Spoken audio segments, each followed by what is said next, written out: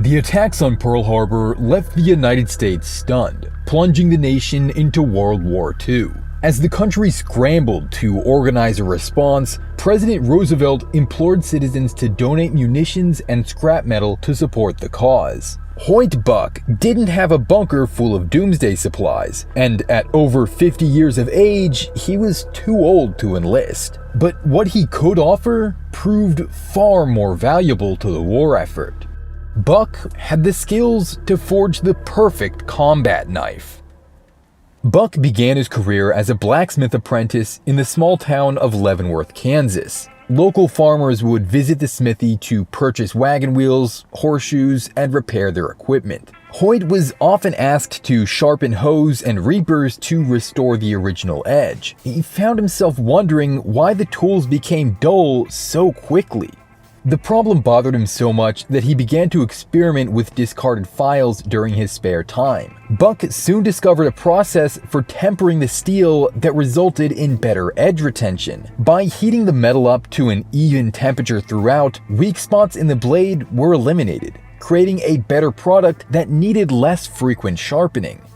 It was a skill that stuck in the back of his mind for decades. As an insurance salesman, streetcar conductor, sailor, lumberjack, and pastor. Throughout his travels, Buck never forgot his humble beginnings as a blacksmith. So following Pearl Harbor, when his country needed service blades, he set up an anvil in the basement of his church and began hammering out knives. They were cobbled together out of spare parts. Old rasps were forged into blades, and the plexiglass canopy of a scrapped warplane was molded into the handles. But despite the unconventional materials, the knives still had such a high quality that they gained a reputation at the local military base. Soldiers would make trips out to Buck's church to request knives in person, and a waiting list formed as demand grew. Buck ended up manufacturing around 2,000 knives during the war, inspiring him to take the next step and set up a permanent shop. After moving to San Diego, he built a small lean-to and began selling his wares. The early days were not easy.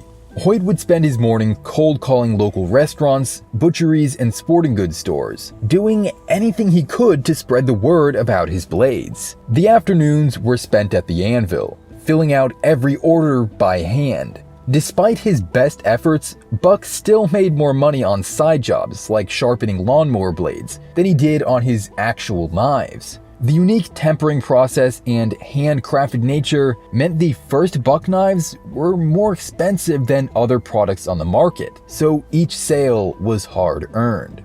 But the work was important enough to Hoyt that he convinced his son, Al Buck, to join the family business. Al would take the reins following Hoyt's passing in 1949. Determined to continue his father's legacy, Al brought the company to a national scale by taking on investors and purchasing a 3,200 square foot facility in the Old Town district. With a real factory and the resources to churn out some serious volume, Buck turned his attention to the development of new products. These included knives like the Pathfinder, Woodsman, and Skinner. But as successful as these fixed blades were, Al knew he wanted to bring something revolutionary to the market.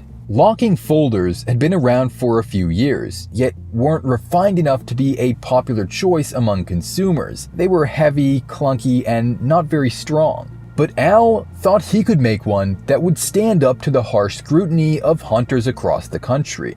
The company purchased similar knives from 3 different competitors to analyze how they worked and what held them back from popularity. After months of studying and designing, Buck finally had something they thought was better than their rivals. They called it the Buck 110 Hunting Folder. On the surface, it appeared to be merely an evolution of the hunting slip joints that had been used for decades, but it had one massive improvement: the addition of an all-original lockback. This mechanism, invented by Buck engineer Guy Hooser, locked the knife firmly in place, but could also be released with little effort. But despite how good the knife was, Buck still didn't believe the 110 folder would be a huge seller for them, focusing instead on an upcoming fishing knife. They finished the 110 in 1964, gave it brass bolsters and wooden scales, put it in the company catalog, and moved on to other things. But this little survival knife would challenge Buck's expectations by becoming their most popular model overnight. Hunters, campers, and survivalists appreciated the convenience of a sturdy blade that could be folded up and stored almost anywhere. The clip-point blade proved extraordinary at everything from whittling steaks to skinning game. In the year following its release, Buck's sales jumped 63%. By year 2, the 110 was the best-selling outdoor knife in the world. And it excelled in that arena, as an outdoor knife. But in any other context, the Buck 110 was large, unwieldy, and deadly.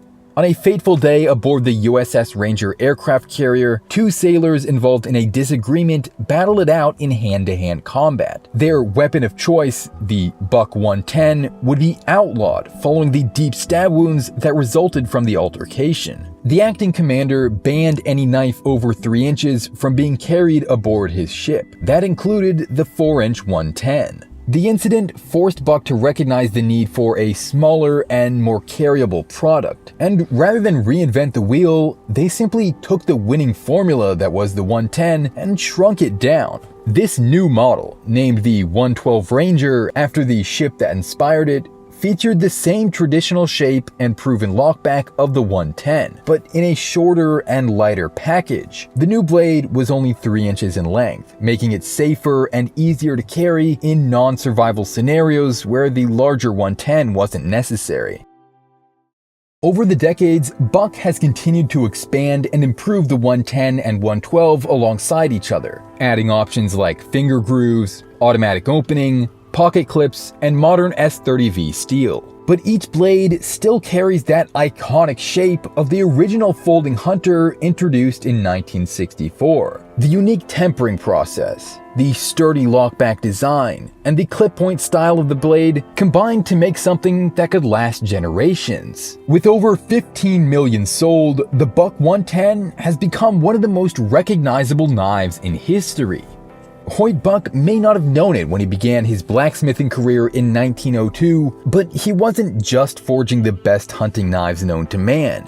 He was forging a knife empire.